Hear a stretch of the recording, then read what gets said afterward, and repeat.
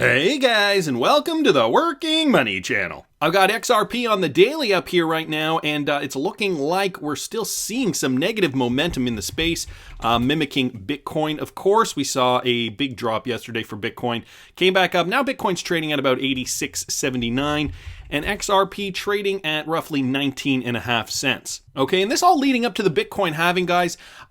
Many different websites are suggesting different amounts of time for the halving. This is 8 hours, 26 minutes. And that was from CoinMarketCap. We got Bitcoin block half, and they're saying 8 hours, 59, 58. Okay, so just under 9 hours.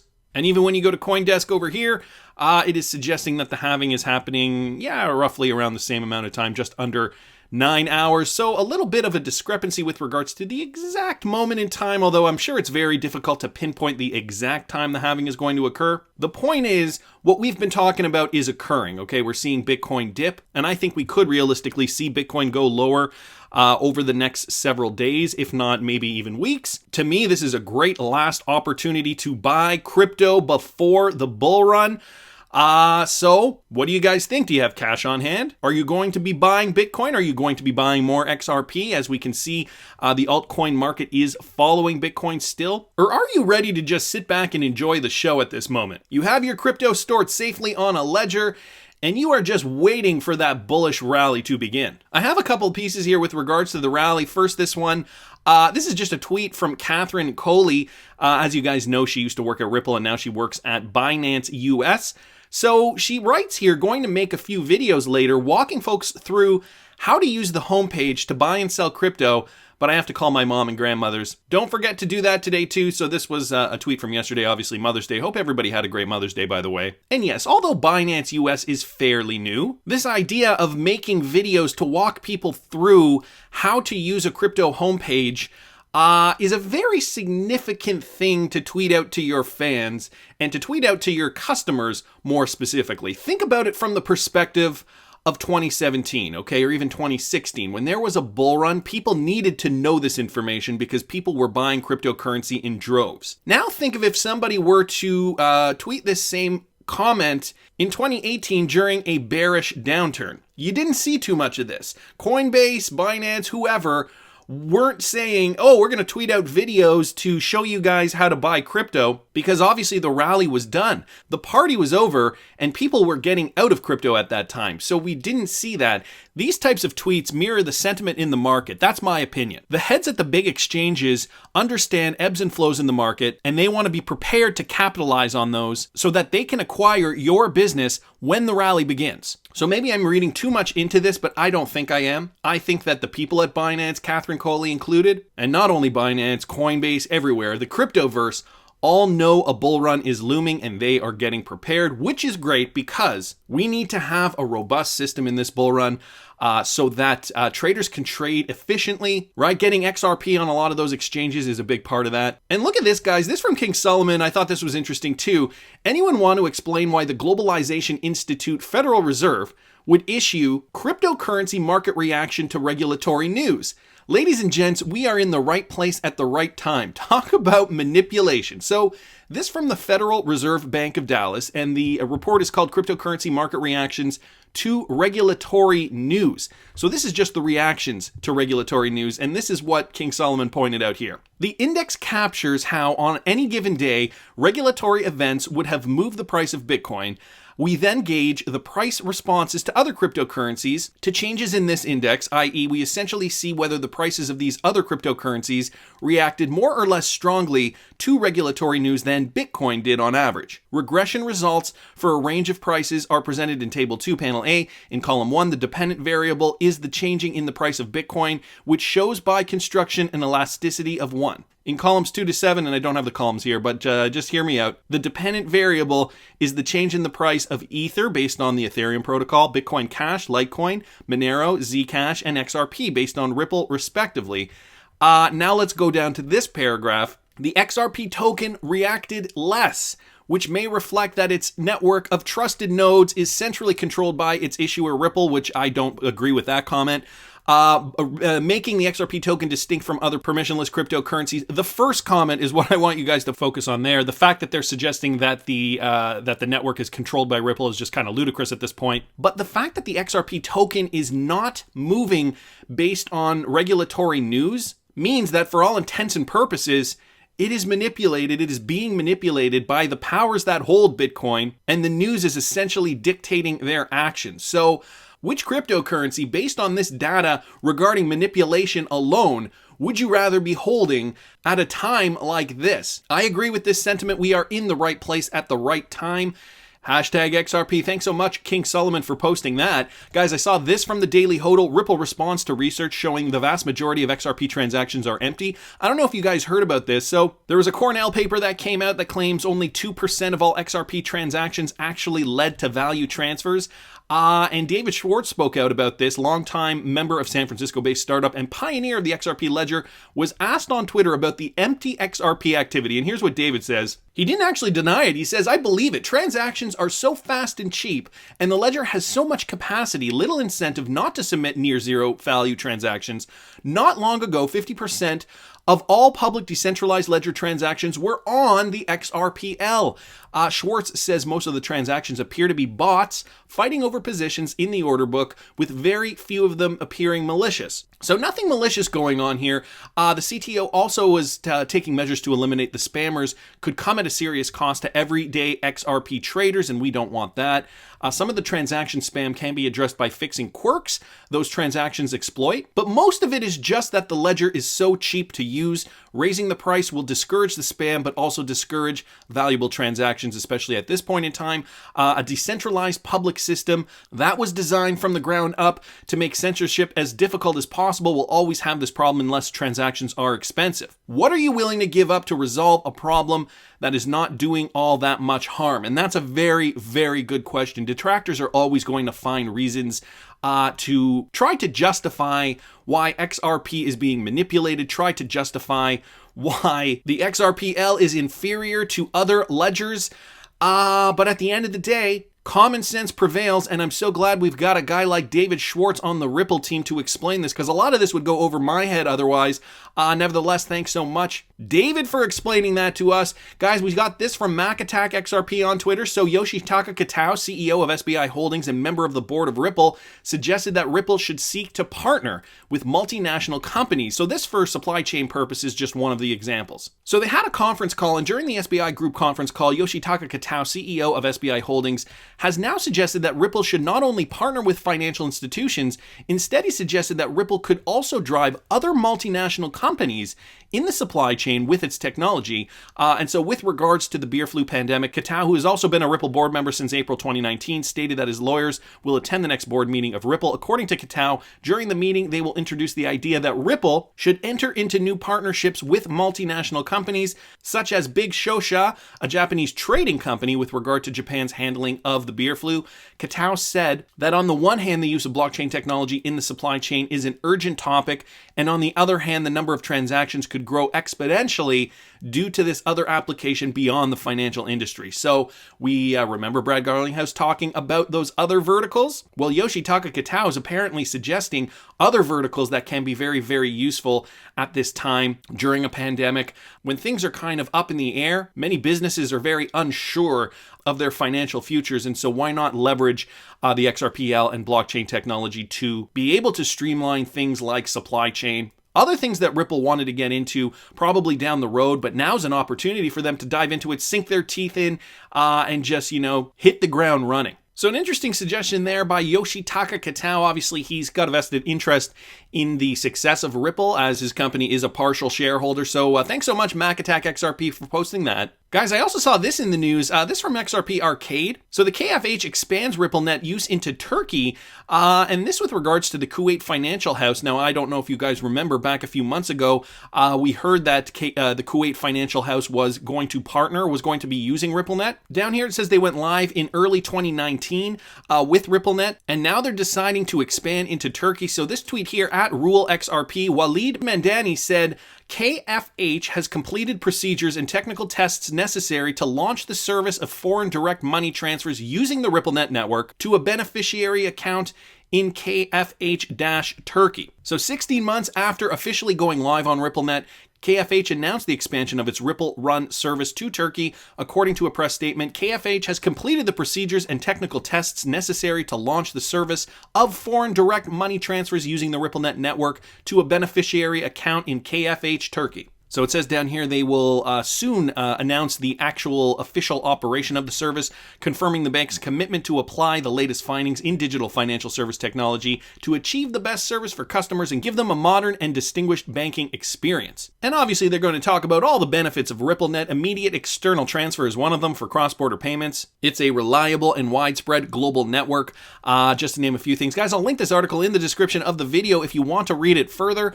So thanks so much, XRP Arcade. That's Leonidas on Twitter. And how about this, guys? This is another one from Mac Attack XRP on Twitter. This with regards to the DBS Bank and how they're joining blockchain network Contour to digitize trade settlements. So DBS Bank announced today that it is the first Singaporean bank to join the Contour Trade Finance blockchain network, which is built on R3's Corda. And we know, guys, R3's Corda can settle in XRP. But I got one better today. DBS Bank has also partnered with Ripple. This from back in August 2019.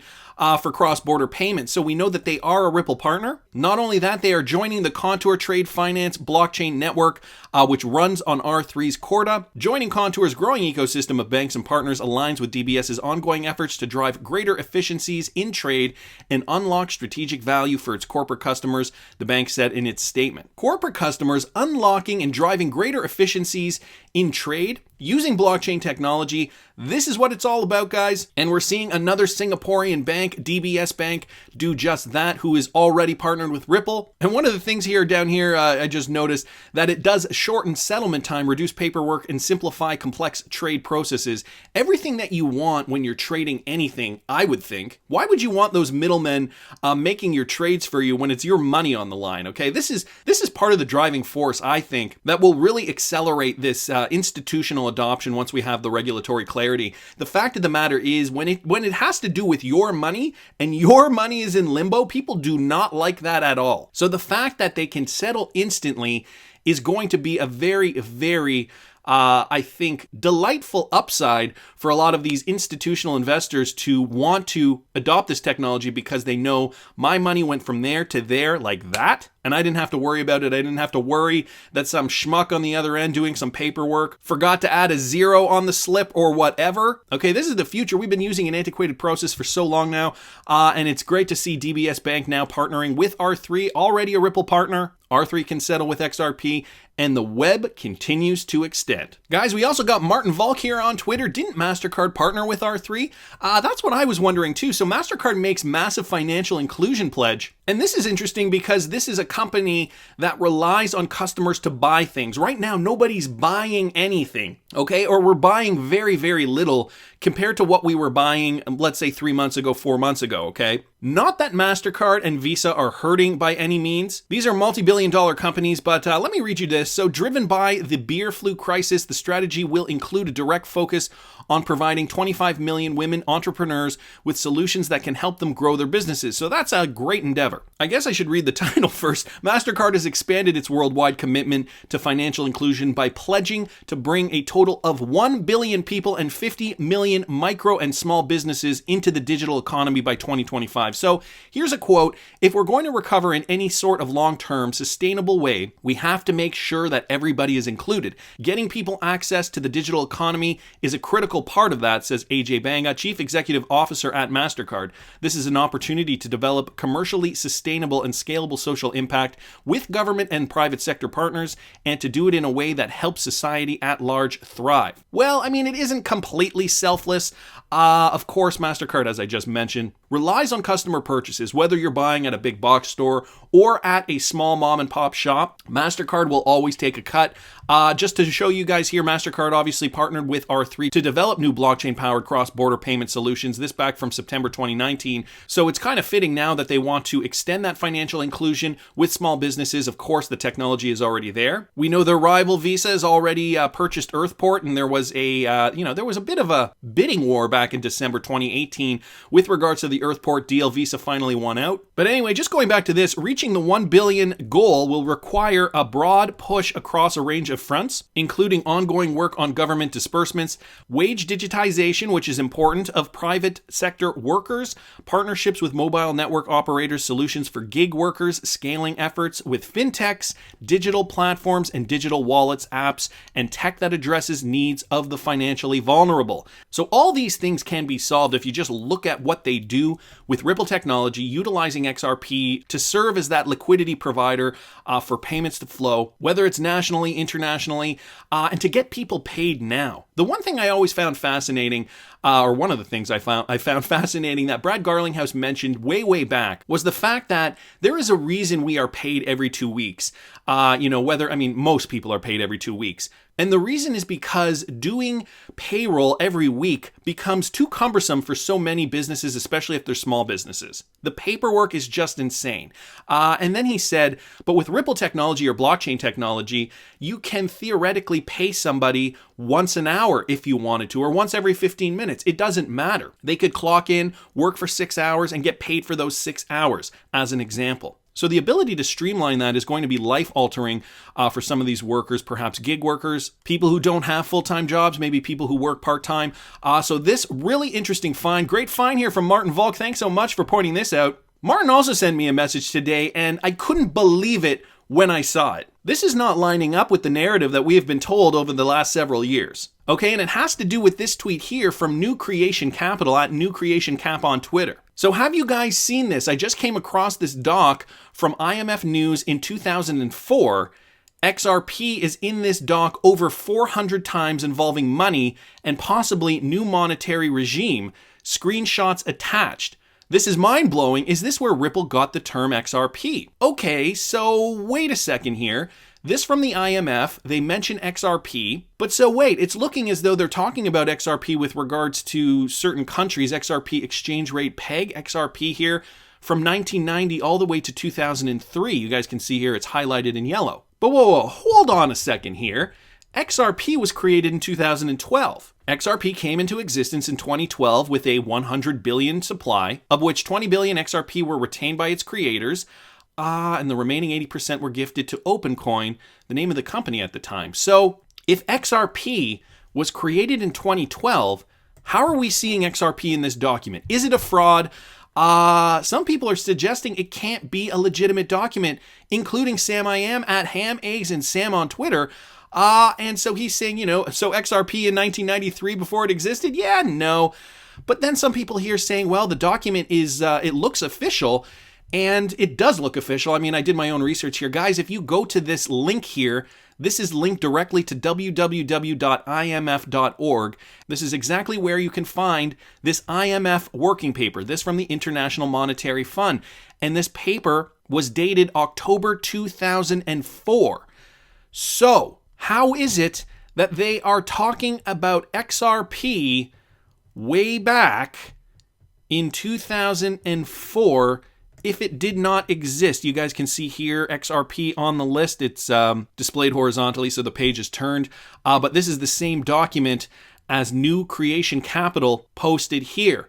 Very, very interesting. So this raises a lot of questions for me. The first one is obvious. Could XRP have been named after something else? Maybe, the creators of XRP used the name XRP based on something else, like what they're talking about here, XRP exchange rate peg. X for exchange, R for rate, P for peg. The other option is, could XRP have been created before 2012? That is a possibility. We have heard the idea that, Bitcoin was the trial run and XRP was the plan to create a better Bitcoin. But more interestingly, exchange rate peg. Could the creators of XRP have named it XRP because they knew it was going to be utilized as a cryptocurrency, a digital asset in the coming years for some kind of exchange rate peg purpose? I know there have been talks in the space of XRP essentially commanding a high price and then staying at that price, not fluctuating like other cryptocurrencies are, but say, for example, staying at $589 US,